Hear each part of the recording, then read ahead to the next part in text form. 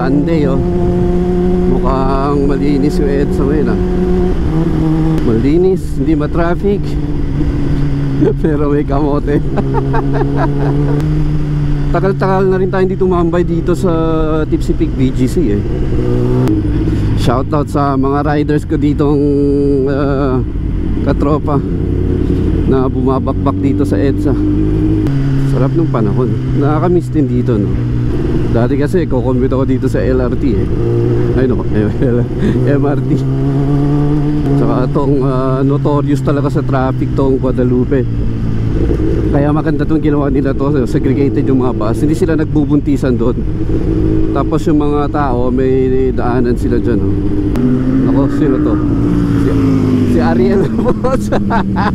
Dato si Ariel. Sabi ko tayo na ba't may kamote sa likod ko? Sabi ko na nga ba may kamote sa likod. Record pa rin po. Yun.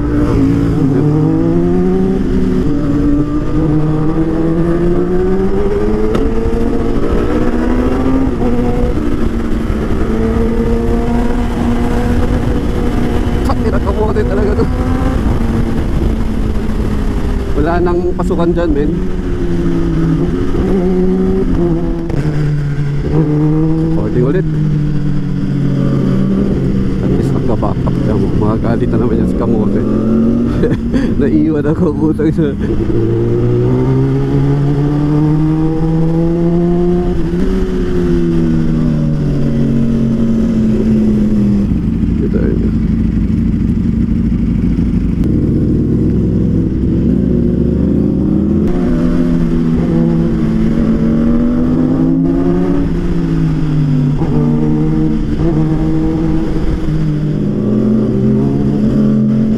ayos ko nagbablog kanina eh. Biglang may narinig ako may kamote sa likod eh.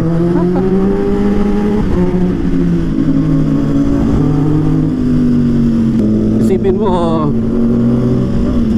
ano na lang kaya tunog ng foresight ni Edna so, sa panigala niya. Pero ito gusto ko rin to eh. Iba yung galit niya pag bobomba si Ariel eh.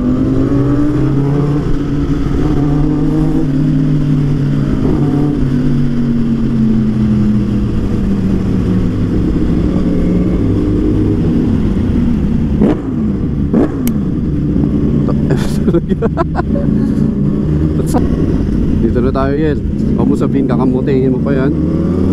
Baka na kinamuti nga. Hindi nga tayo pwede dyan. Sabi ko sa iyo hindi tayo pwede doon.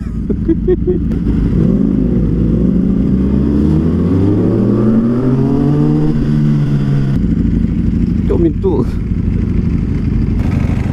Dapat kumana ka na.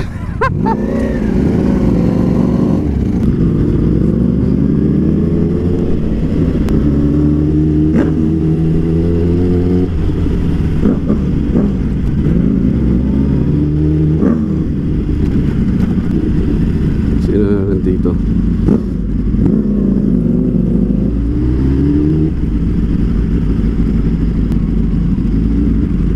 Ayan, sige. Counter steer mo. I-counter steer mo pare guy.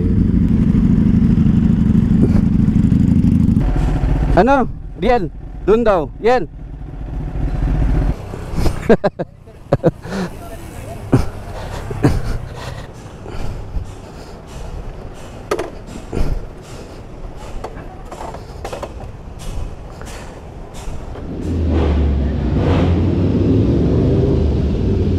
Kaya mga kaimote guys. Oh.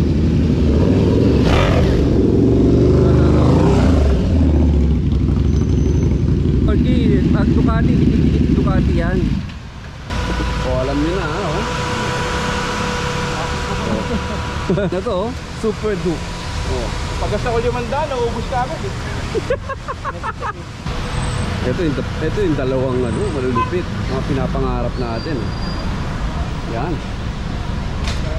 Yan. Mga pinapangarap natin guys. Sana all ka na lang talaga oh. Ayun oh. Ayos na yung tapa nila ngayon oh. Nung nasuntok ko sa EDSA nun eh. Si Kong, kakapa din ng ano. Shoutout mo, Derek. Shoutout kay Derek. Hindi naman nagra-ride yan. Huwag nang shoutout yan. Ewan ko kung anong ginawa niya, pero nasa kanya na yung ano eh, address.